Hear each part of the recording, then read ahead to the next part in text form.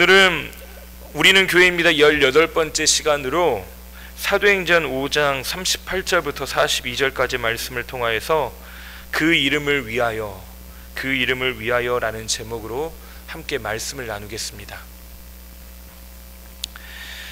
여러분 혹시 젠가라고 하는 게임을 들어보신 적 있으십니까? 예, 들어보셨군요. 젠가가 이렇게 생긴 겁니다. 아프리카 스와힐리어로 쌓아 올리다라는 뜻의 보드게임 일종인데요. 놀랍게도 이 게임이 만들어진 것이 1983년도랍니다. 그리고 1983년 이후로 두 번째로 많이 팔린 보드게임이 이 젠가라고 합니다. 직육면체 나무 토막으로 이루어진 기둥을 쌓아두고요, 한 사람씩 돌아가면서 저기 있는 나무 블럭을 하나씩 뽑습니다. 그리고 뽑아서 그 위에 쌓아 올리는 게임인데, 이 게임의 목표는 쓰러뜨리지 않고 높이 쌓아 올리는 것입니다. 높이 누가 쌓아 올리나 이것을 무너뜨리는 사람이 지는 게임이 보통 이 젠가 가지고 있는 목표입니다. 그런데 아이러니하게도요, 쓰러뜨리지 말자라고 하는 목표가 있는 이 게임인데 실상은 언젠가는 무너질 수밖에 없는 구조인 것이 또 이 젠가라고 하는 겁니다. 이건 구조적으로 한계를 가질 수밖에 없습니다. 아랫돌 빼서 윗돌을 괴고 있기 때문에 그렇죠. 당연히 그 기둥은 부실해질 수밖에 없고 쓰러질 수밖에 없는 것이 당연합니다. 아무리 잘 쌓아 올리더라도 나무 블럭의 한계 때문에 결국 무너질 수밖에 없습니다. 오늘 우리가 읽은 말씀을 보면 바리새인 중에 가말리엘이라고 하는 사람이 등장합니다. 이 사람은 바울의 스승이기도 한데요, 가말리엘이 이렇게 말했습니다. 38절과 39절에 봤더니 이제 내가 너희에게 말하노니 이 사람들을 상관하지 말고 버려두라. 이 사상과 이 소행이 사람으로부터 났으면 무너질 것이요, 만일 하나님께로부터 났으면 너희가 그들을 무너뜨릴 수 없겠고 도리어 하나님을 대적하는 자가 될까 하노라 하니. 이들이 하는 일이 사람으로부터 시작된 거라면 반드시 무너질 것이고, 하나님으로부터 왔으면 우리가 아무리 노력해도 쓰러뜨릴 수 없다라고 하는 것이 이 가말리엘이 한 이야기입니다. 현재 가말리엘이 보기에는 자신 앞에 일어나는 일들이 아직 판단할 수 없다. 무엇을 판단할 수 없습니까? 사람부터 일어난 일인지 하나님으로부터 일어난 일인지 자신은 아직 판단할 수 없다는 거죠. 그래서 스스로 두어서 이걸 좀 지켜보자는 겁니다. 사람이 이것을 쌓아 올린 일이라면 당연히 무너질 것이고, 하나님이 세워진 것이라면 지금 당장은 불안해 보일지라도 이것은 결코 쓰러지지 않고 하나님의 때에 완성하실 것이라고 하는 것이 이 가말리엘이 한 이야기입니다. 그러면 도대체 무슨 일이 있었기에 가말리엘이 이런 이야기를 할까요? 우리가 지난주에 봤던 말씀 이후에 5장 중반 정도를 보면 초대교회가 든든히 세워졌습니다. 5장 14절에 믿고 주께로 나오는 자가 더 많으니 남녀의 큰 무리더라. 4,000명, 5,000명이 주님께 돌아왔죠.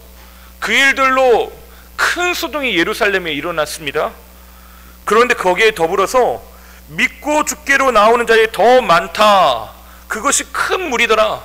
이제는 숫자를 세기를 좀 포기했나 봅니다. 얼마나 많은지 예루살렘 성에 가득했다는 거죠. 산술적으로는 봐도 4,000명, 5,000명이니까 9,000명이 갑자기 됐습니다. 초대교회 성도가요. 그러면 아마 건축을 해야 되겠다, 건축위원회를 꾸렸겠죠. 근데 그걸 건축을 해야 되겠다라고 생각하고 설계도를 다 나왔는데 배가 늘 늘어나는 겁니다. 그래서 건축을 할 수 없는 지경이 됐을 것이 바로 이때 당시의 상황일 거죠. 초대교회 안에는 얼마나 대단한 일이 일어났냐.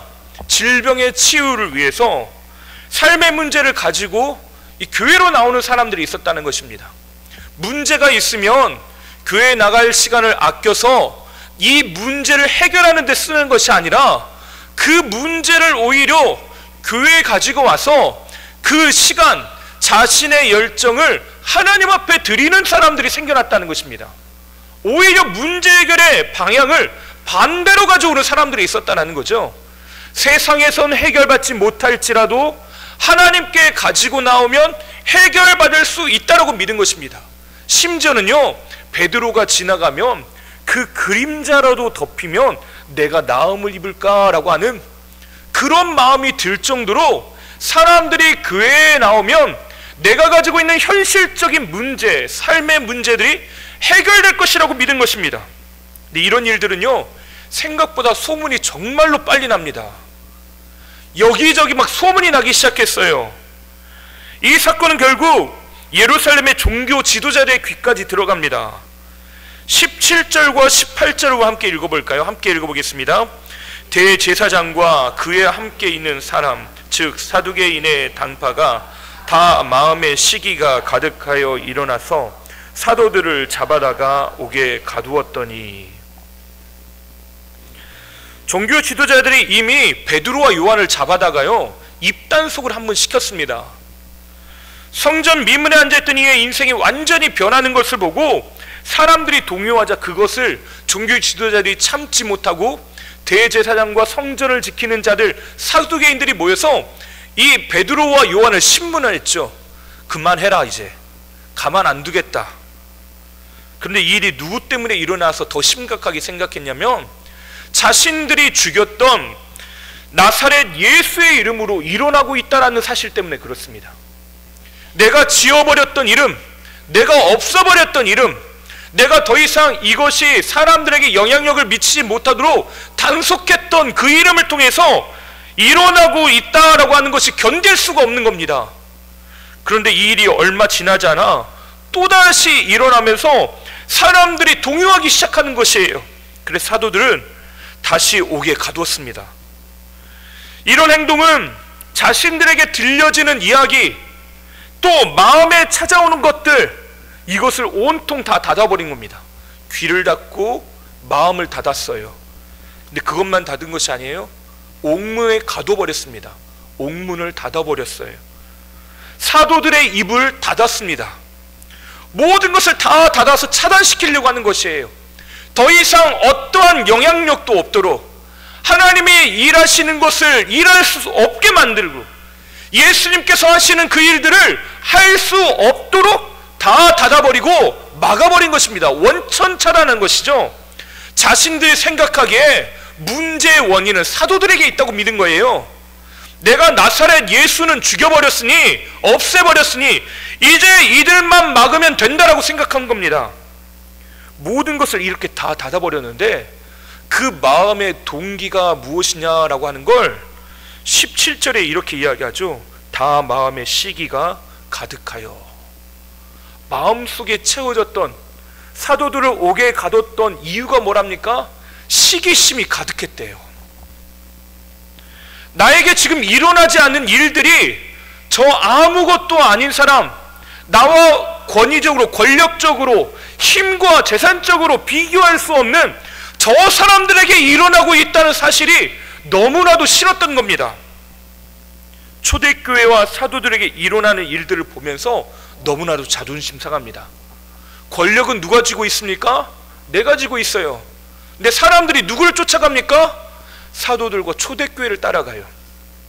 누가 쫓아와서 나를 따르고 내 이야기에 귀를 기울여야 됩니까? 나에게 사람들이 와서 내 이야기에 귀를 기울여야 되는데 내 이야기에는 귀를 닫고 오히려 돌을 들어 치려고 할 정도지, 사도들을 따라가고 초대교회를 따라가고 있는 이런 자존심 상하는 일들이 일어나고 있다는 것입니다. 자신이 가지고 있는 권력은 영원할 줄 알았어요. 그런데 자신이 없앴던 나사렛 예수 때문에 자신의 위치가 흔들리는 겁니다. 야고보서는 시기심이 가지고 있는 문제가 뭐냐, 그 시기심의 문제를 야고보 3장 16절에 이렇게 이야기합니다. 시기와 다툼이 있는 곳에는 혼란과 모든 악한 일이 있음이라. 시기와 다툼이 있는 곳에 뭐가 있다고요? 혼란, 모든 악한 일. 혼란이 일어난대요. 혼동스럽답니다. 뭐가 옳은지를 판단할 수 없대요.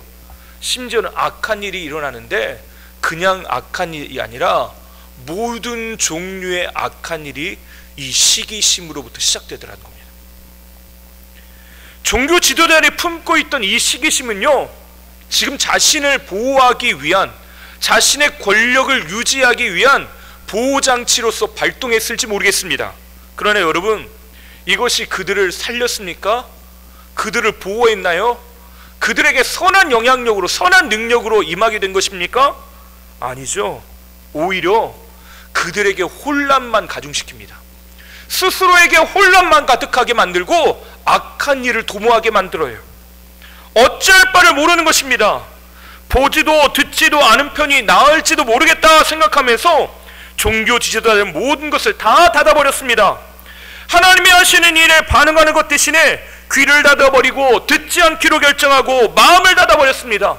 그리고 마음의 시기심으로 가득 채워내요. 옥문을 닫아버리고 문을 닫아버렸습니다. 더 이상 이들이 접촉할 수 없게 만드는 것이에요. 입을 닫아서 더 이상 복음에 대해서 말하지 못하게 만듭니다. 시기심이 그렇게 만들었답니다. 그러나 놀랍게도요, 하나님은 이 종교 지도자들과 전혀 반대일, 정확히 반대의 일을 행하시는 걸 봅니다. 우리 19절 말씀 함께 읽어볼까요? 주의 사자가 밤에 옥문을 열고 끌어내어 이르되. 지금 무슨 일이 일어납니까? 종교 지도자들은요, 입을 닫게 만들고 귀를 닫아버렸어요. 마음 문을 닫았습니다. 그런데 하나님은 오히려 어떤 일을 하다고요? 주의 사자가 밤에 옥문을 열어버렸답니다. 닫힌 걸 여셨대요. 그리고 끌어내셨답니다. 마음을 여시고 옥문을 여시고 복음의 문을 여시기 시작하시는 겁니다. 닫혀있던 것을 열어서 하나님이 하신 일에 대한 확장이 중단 없이 진행되도록 그 문을 여셨답니다. 그래서 어떤 일이 일어납니까? 19절부터 21절까지 우리 다시 한번 읽어보겠습니다. 19절부터 21절입니다. 주의 사자가 밤에 옥문을 열고 끌어내어 이르되 가서 성전에 서서 이 생명의 말씀을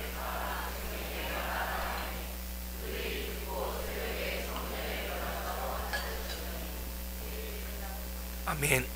예. 옥문을 열고 끌어내어서 하나님이 이 사도들에게 뭐라고 명령을 했냐? 가서 성전에 서서 그 잡혔던 그 자리에 서서 생명의 말씀을 다 백성에게 말하라고 합니다. 입을 열래요. 말하랍니다. 그들이 듣고 새벽에 성전에 들어가 실제로 어떻게 했답니까? 사람들에게 가르쳤답니다. 하나님께서 닫혔던 입을 여시니까 복음의 문이 열렸다는 것이에요. 하나님의 문을 여신 이유가 분명해집니다. 종교 지도자들은 하나님이 하시는 일들, 예수님이 하시는 일들을 닫아서 더 이상 진행되지 못하게 했습니다. 하지만 하나님은요, 이 문을 여셔서 하나님의 일이 중단되지 않고 일하게 하셨다는 거죠. 그러면서 그들이 뭐라고 이야기하냐? 32절 말씀을 함께 읽어보겠습니다. 32절 함께 읽겠습니다. 우리는 이 일의 증인이요 하나님이 자기에게 순종한 주신 성령도 그러하니라 하더라. 우리는 이 일의 증인입니다. 여러분, 이 사도행전이 시작될 때 예수님께서 당부하셨던 거 여러분 기억나십니까? 너희는 약속하신 성령을 기다리라고 하셨습니다. 성령을 기다리라고 하신 이유가 무엇입니까? 너희가 내 증인이 될 것이다 라고 말씀하셨습니다. 지금 제자들이 어떻게 서 있다고요? 증인으로 서 있다고 자기 자신의 정체성을 그렇게 밝히고 있습니다. 나는 이 세상에서 사라지는 대로 사는 존재, 살라고 하는 대로 사는 존재가 아니라 나는 하나님의 말씀으로 사는 증인입니다. 그렇게 고백하고 있더라는 것이에요. 새들백교회 리고렌 목사님이 이런 이야기를 한 적이 있습니다. 시인을 가둘 수는 있어도 그의 시마저 가둘 수는 없다. 리더를 체포할 수 있어도 그의 비전마저 체포할 수는 없다. 목사를 감옥에 가둘 수는 있어도 그의 메시지마저 가둘 수는 없다. 입을 닫게 해도 그들을 옥에 가둬도 하나님은 결코 가둘 수 없다는 거죠. 무소부재하시는 하나님의 그 행하시는 일, 전능하신 하나님의 하시는 일, 오늘도 살아 역사하시는 그 하나님의 일들을 제한하거나 무시할 수 없다는 것이에요. 이 말은요, 우리의 삶의 영역으로 확장시켜서 해석하자면 내가 겪고 있는 삶의 문제가 나를 곤고하게 만들고 나의 가슴을 아프게 만들고 나의 삶이 어렵고 곤궁에 빠져서 더 이상 아무것도 할 수 없는 그 순간에도 하나님이 하시는 일은 막을 수 없다는 것이, 고난도 슬픔도 외로움도 나에게 있는 그 어떠한 장애물도 하나님이 나에게 하시는 그 일을 막을 수 있는 것이 아무것도 없답니다. 하나님이 하시는 일을 그것 어떠한 돈도 권력도 사람도 명예도 무엇이든지 하나님이 하시는 일을 막을 수 있는 것이 아무것도 존재하지 않더라는 것이에요. 설교를 시작하면서 말씀했던 가말리엘의 이야기가 바로 이것입니다. 사람의 일은 막으면 막아져요. 그만하게 만들고 오해하게 만들고 그것에 대해서 나쁜 소문을 만들거나 힘을 열고 폭력을 써서라도 막을 수 있습니다. 하지만 하나님의 일은 사람이 막아도 나쁜 소문을 만들어내도 폭력을 써서라도 그걸 막을 수 없더라는 것이에요. 하나님께서 하시는 그 일들을 당신의 때에 반드시 하나님이 이루신다고 말씀하시는 겁니다. 이들이 하는 일이 사람으로부터 시작되었으면 반드시 무너지고 하나님으로부터 왔으면 그들을 무너뜨릴 수 없을 것이다. 오히려 이 말이요, 가말리엘이 했던 말이 종교 지도자들에게 해당되는 말들이 되어버립니다. 대제사장을 비롯한 지도자들은요, 막으면 막아진다고 생각했지만 자신이 계획하고 이루는 그 일들이 오히려 자신의 한계에 봉착하는 문제가 되어버립니다. 24절 말씀을 우리 함께 읽어볼까요? 성전 맡은 자와 제사장들이 이 말을 듣고 의욕하여 이 일이 어찌 될까 하더니, 여기서 의욕하여 라고 하는 말이 무슨 말이냐? 충격과 혼란에 빠져서 도무지 이 상황을 해석할 수 없다라고 하는 것이 원어가 가지고 있는 의미입니다. 당황했다는 거죠. 판단을 할 수가 없다는 겁니다. 지금 하나님이 하신 일들을 보면서 내 마음과 일어나는 일들의 상황과 결이 너무나도 다르게 진행되는 걸 보면서요, 내가 어찌 할 바를 모르겠다는 겁니다. 도무지 일어나고 있는 일들이 이해가 안 돼요. 그런데 이렇게 그들이 지금까지 고민하면서 자신의 일들을 하려고 했었던 그 시기심의 원동력이 무엇이냐? 26절에 왔더니 성전 맡은 자가 부하들과 같이 가서 그들을 잡아왔으나 강제로 못함은 백성들이 돌로 칠까 두려워함이더라. 누구를 두려워하고 있습니까? 사람들을 두려워해요. 종교 지도자들이잖아요. 대제사장을 비롯한 성전을 섬기는 자들입니다. 그럼 누구를 두려워해야 됩니까? 하나님을 두려워해야 돼요. 아무리 사람들이 돌로 치려고 해도 이것이 하나님의 일이면요, 그들은 했어야 하는 것이 맞습니다.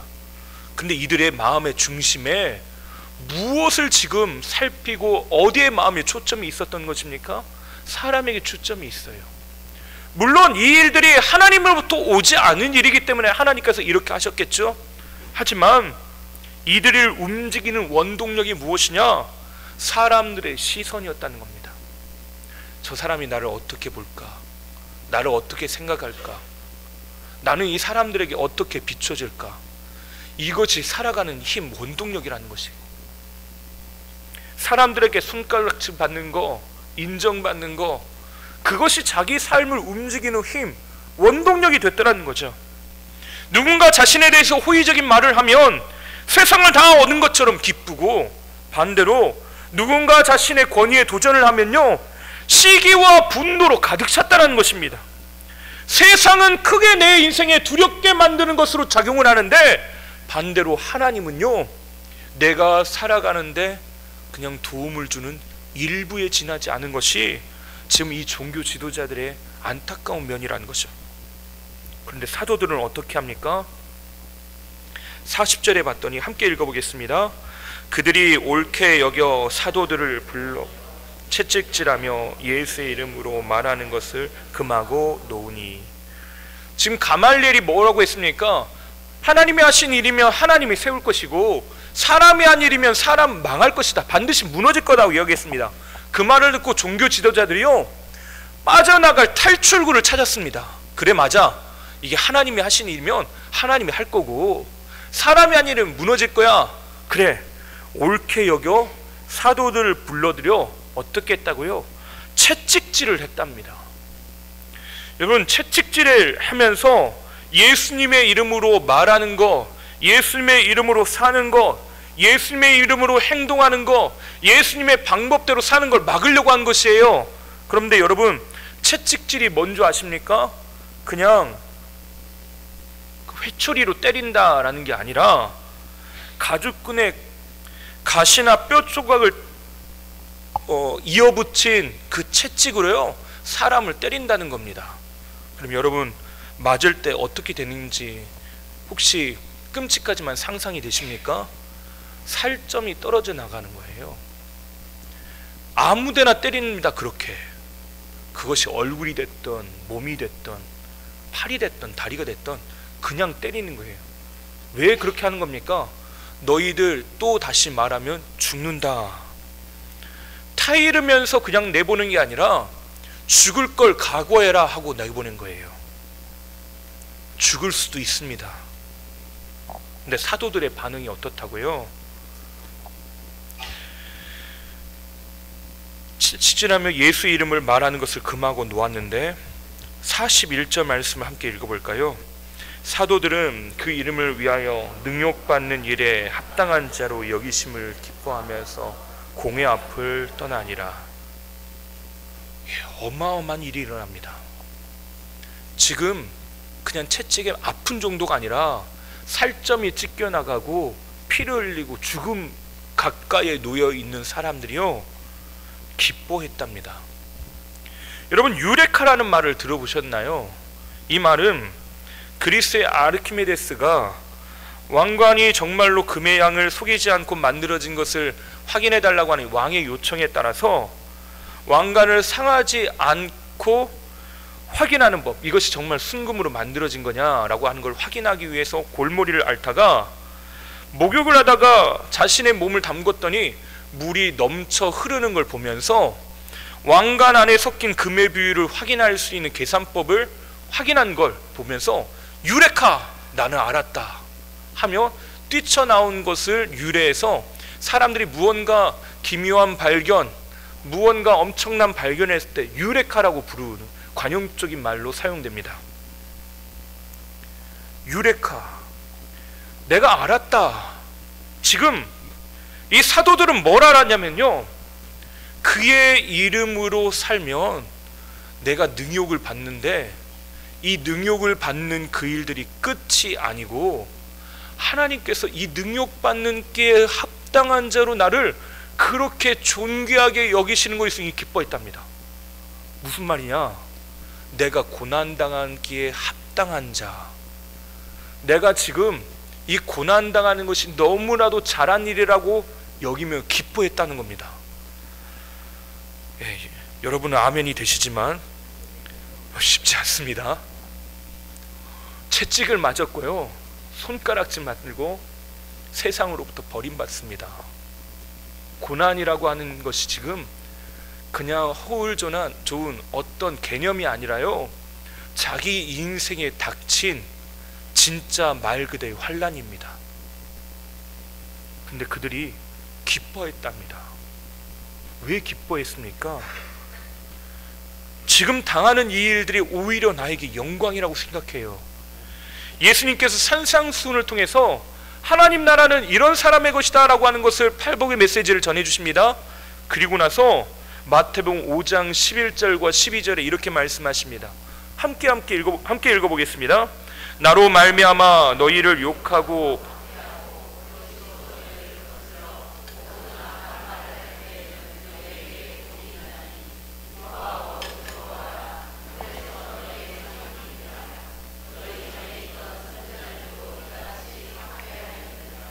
아멘. 지금 이들이 유레카 깨닫는 게 뭡니까? 예수님께서 복이 있다고 말하는 사람들이 우리구나.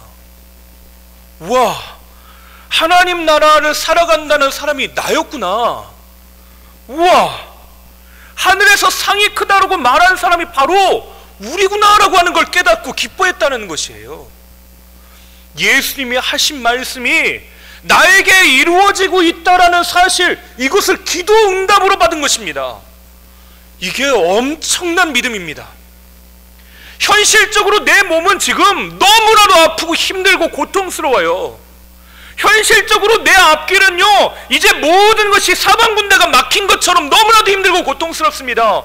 입을 막고 사방에 나를 애워쌌어요. 그런데 그 순간에 누가 보이더라는 겁니까? 하나님이 보이더라는 것이에요. 이 순간에 하나님이 하시는 말씀이 떠오르기 시작했다는 것입니다. 지금까지 종교 지도자들은 어떻습니까? 그 상황에 뭐가 보였습니까? 사람들이 보였어요. 사람들의 시선이 보였습니다. 그런데 이 사도들, 초대교회 성도들은 뭐가 보였다고요? 이 고난의 순간에 하나님이 보이셨답니다. 유레카, 내가 진짜구나. 내가 진짜구나. 내가 믿고 있는 것이 진짜구나. 예수님 때문에 고난받고 자신의 인생에 장애물이 놓인 것을 보면서 오히려 자신이 옳은 길로 가고 있음을, 그 방향의 확실함을 깨닫게 되었다는 것입니다. 주변에서 나를 불편하게 만들고 궁지로 몰아넣고 예수님의 이름으로 사는 것을 어렵게 만드는데, 그때 내가 예수님을 붙잡고 있는 것이 나에게 복이구나. 나에게 복이구나. 이걸 깨달았다는 것입니다. 이후에 그들은요, 자연스럽게 어떻게 합니까? 이 예수의 이름으로, 그의 이름을 위하여 사는 것, 그것이 이 사람을 살게 만드는 원동력, 힘이 되게 됩니다. 그래서 이 사람들, 이 대제사장들이 뭐라고 했습니까? 가서 입 꼭 다물고 살아 그랬는데 어떻게 하고 삽니까? 그들이 날마다, 이 42절입니다. 그들이 날마다 성전에 있든지 집에 있든지 예수는 그리스도라고 가르치기와 전도하기를 그치지 아니하니라. 날마다, 날마다, 날마다, 매일같이. 심지어는요, 성전에 있든지 집에 있든지 앉으나 서나 주님 생각. 지금 무슨 생각하고 있습니까? 어디 있든지 뭘 하든지 지금 주님이 나에게 하신 그 일들을 생각하고 또 생각하며 살았다는 것입니다. 삶을 살게 하는 원동력, 살게 만드는 힘, 내가 발견한 가치, 예수님이 나를 위해 죽으셨고 나를 살리셨고 나를 사랑하신다라고 하는 이 가치, 그것이요, 이 마음 가운데 분명한 가치로 자리 잡고 있더라는 것입니다. 사람들은 내 마음의 문을 닫고 내 귀를 닫고 내 눈을 가리고 내 입을 막아요. 그런데요, 내 안에 그리스도 되시는 예수님께서 사시는 걸 그 무엇도 막을 수 없더라는 겁니다. 장소가 상관없습니다. 성전이든지 집이든지 일터이든지, 나를 괴롭게 만드는 곳이든지, 나를 곤란하게 만드는 곳이든지, 나를 갈팡질팡하게 만드는 곳이든지, 나를 유혹하는 곳이든지, 내가 기쁘고 행복한 곳이든지, 내가 노래 부를 만한 일이 가득한 곳인지 아무 상관이 없답니다. 거기서요, 예수를 그리스도라 고백하기 시작해요. 그 이름으로, 예수의 이름으로 사는 인생이 되었다는 것을 말합니다. 여러분, 여기서 이들이 전도했다고 하는데, 전도라고 하는 말이 가지고 있는 의미는 뭐냐면요, 선포입니다. 선포. 선포는 어떻게 합니까? 큰 소리로 외치는 거죠. 지금 입단속 시켜서 내보냈습니다. 근데 이 사람들은요, 오히려 나가서 소리를 지르고 있어요. 뭐라고요? 하나님은 살아계시다. 예수님이 나를 살리셨다. 예수님이 나를 살게 하신다. 가만히 있을 수가 없는 겁니다. 사람들이 입을 막아도, 세상에 엄청난 마찰력으로 나를 끌어당겨도 나는 예수 이름으로 살아가겠다고 선언한 것입니다. 지난 15일부터 17일까지요 청년부 수련회를 교회에서 진행을 했습니다. 이 자리를 빌어서 다시 한번 감사드리는 건, 기도해 주시고 섬겨주시고 온 마음을 다해서 또 섬겨주신, 물질로도 섬겨주신 여러분들에게 진심으로 감사드립니다. 여러분, 이 시대를 살아가는 청년들이요, 세상 생각보다 사는 것이 녹록지 않습니다. 직장을 얻는 것도 쉽지 않고 가정을 이루는 것도 쉽지 않습니다. 모든 것이 어려운 것 투성이에요. 노력을 했는데 다른 사람보다 얼마나 더 큰 노력을 했느냐가 내 인생의 가치를 결정한다고 생각하며 살게 만드는 세상입니다. 그럼에도 불구하고 지난 2박 3일간 우리 청년들하고 같이 지내면서요, 믿음으로 살고 또 믿음으로 살기 위해서 몸부림치고 있는 것을 보면서 얼마나 감사했는지 모릅니다. 청년들과 이야기 나누다 보니까요, 직장에 취업해서 이제 다니고 있는 친구들이 직장 생활하는 것이 쉽지만은 않대요. 일도 힘든데 사람들은 또 왜 이렇게 힘들게 만드는지, 때로는 매너리즘에 빠져서요, 다람쥐 쳇바퀴 돌듯이 아무런 의미도 발견하지 못한 채 꿈도 사라지고 매일이 그냥 반복되고 있더라는 겁니다. 또 세상 문화에서 기독 청년으로 살아간다는 것이 얼마나 많은 충돌을 일으키는지 모릅니다. 우리가 말하는 기독교의 전통적 가치가요, 대학 생활을 하고 직장 생활을 하면서 당연하게 즐기며 누리는 것들에 대해서 얼마나 엄격한 기준과 잣대를 대고 있는지 모릅니다. 그래서 세상에서요, 예수 믿는 사람들을 별스러운 사람이라고 생각을 해요. 음주, 담배, 성, 진로, 시간 사용, 취미 등 그 어느 것 하나 충돌되지 않은 것이 없습니다. 그럼에도 불구하고 그 이름으로 살아가는 사람들은 달라요. 누가 보지 않아도 하나님이 부르셨다라고 하는 그 정체성으로 자기에게 맡겨진 일들을 충실하게 행합니다. 회사 전체에 영향을 끼치지 못하는 작은 업무, 작은 자리, 작은 직임을 하고 있는데, 자기 부서에서만큼은 하나님 보시기에 부끄럽지 않은 삶을 살기 위해서 최선을 다해 누구보다도 열심히 삽니다. 또 어떤 사람들은요, 나에게 내가 노력하지 않은 일 때문에 일어난 일들을 환원하고 나누기 위해서 애를 씁니다.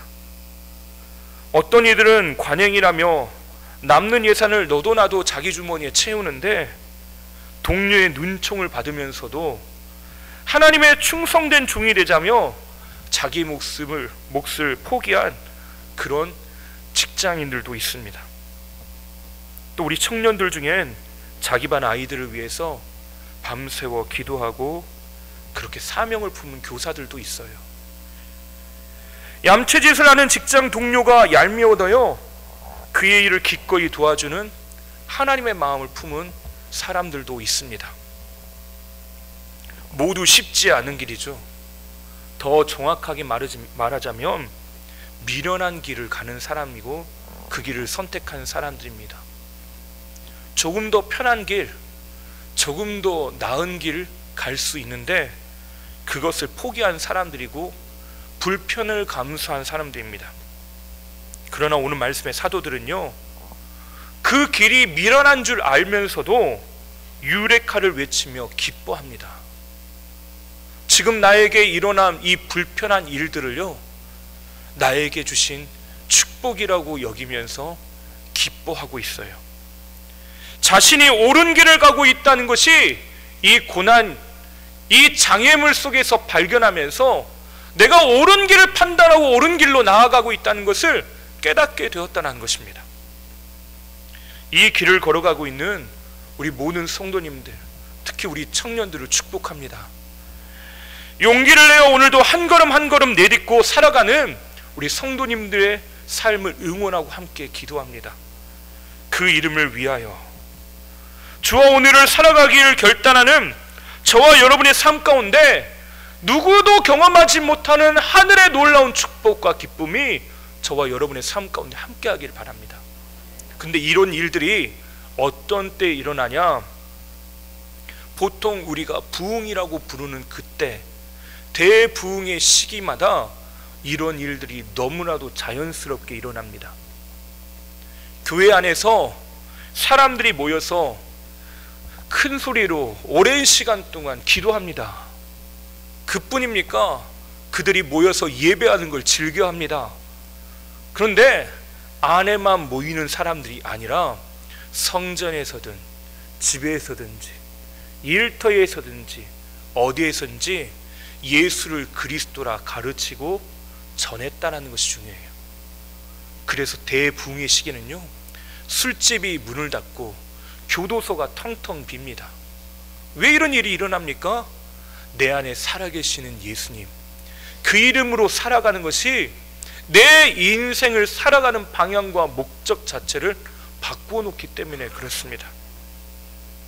어제 나눴던 새벽기도 말씀에요, 하박국 선지자는 고난과 장애물이 놓이고 삶의 기반이 무너지는 현실 앞에서 창자가 뒤틀리고 뼈가 썩는 것 같은 고통을 느낍니다. 하지만 하박국 선지자는요, 세상이 흔들려도 의인은 믿음으로 말미암아 살리라고 하는 진리를 발견합니다.